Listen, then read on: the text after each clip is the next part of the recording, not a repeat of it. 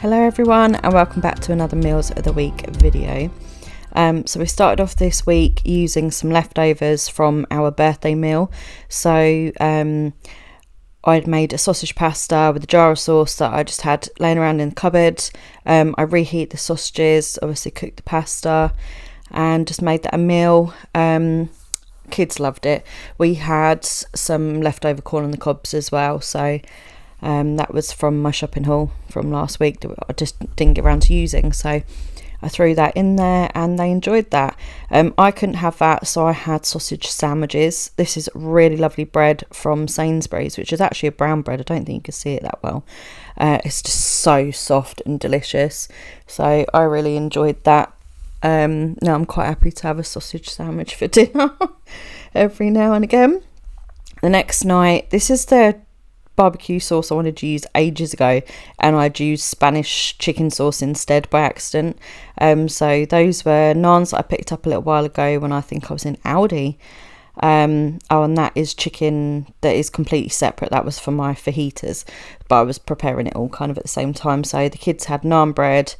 That was a leftover one because they weren't having it that day. They were going to have it for lunch. So I put a portion in the tub, cooked some rice up, and barbecue chicken and naan breads.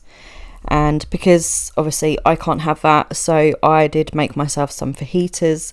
As you saw, I'd marinated the chicken pieces in the fajita seasoning, and I just fried that up in the pan with some onions and some peppers and some garlic. And I made myself enough for 2 portions so that I could have lunch the next day as well. I often do that. Like, I find I don't really eat a lot of bread. Every now and again I'll have a load of bread, but I don't tend to eat a lot of bread, so I never really know what to have for lunches. So I'd had rice and salad in my fajitas. Absolutely delicious. Had some tortilla wraps with it. It's something I just never get sick of, and I just absolutely love them. So this was some seasoning mix that I used. There's me cooking up some potatoes, frying some bacon. This is me making the shakshuka, or however you say it. Sorry if it's wrong.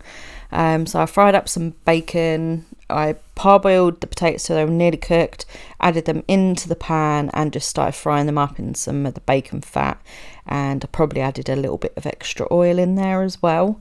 So those spices and herbs that you saw, that is what I'm going to put into this dish in a minute. So I just fried that up for a little while. Then I added most of it. I did reserve a little bit to go in the sauce, so I added most of the spices and herbs I was going to. Put that in there, fried it up some more, and actually I had this without all the spice in it and without the sauce that I'm going to make, so I took some potatoes and bacon out just for me. So then after that fried up a little bit, I added a carton of passata, so it's nice and silky smooth, but obviously you can use tinned tomatoes. I sort of like bubbled that up a little bit. Added a little bit more of the seasoning into the actual tomato sauce, as you can see there, and then I didn't cook that for very long before I added the eggs. So I realised after I added the eggs I'd made a massive mistake. You're supposed to put this dish in the oven after, like at this point. I completely forgot, and I've got it in a frying pan with a plastic handle, so I couldn't put it in the oven. So I decided to just do it on the hob. As you can see, the heat was cooking the egg. It just takes a lot longer, and obviously I was worried I was going to burn the sauce. It didn't burn, but I think it's because I've got a very good non-stick pan.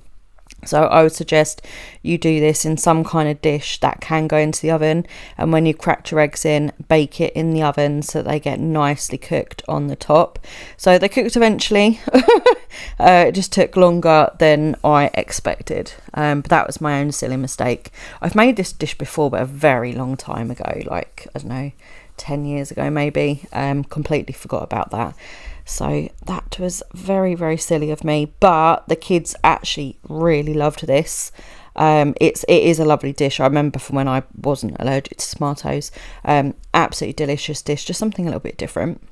The next day we had a takeaway. I just was not in a fit state to be cooking. I just couldn't manage it. So on my way home, I just picked up a takeaway. That was mine. Just chicken selects and chips. And we called it quits there. The day after, these are the seasonings that I'm using to make some meatloaf. So I didn't make the meatloaf on the day I wanted to, but you know, that's the nice thing about meal plans. You can chop and change the days, and I don't hold myself to the days exactly. I try and plan out when I know there's things on, but sometimes things come up. So anyway, I made a little loaf, made it shallower than I usually do. So it's more like a giant burger, basically. I put it in the air fryer and I put it on bake for, what did I do? I think it only took about 10 minutes, which I couldn't believe, because when I cook a meatloaf in the oven, it could take like an hour. So I just did some instant mash, did a bunch of vegetables. Right, nobody in the house likes mash apart from one person, and she wasn't eating this.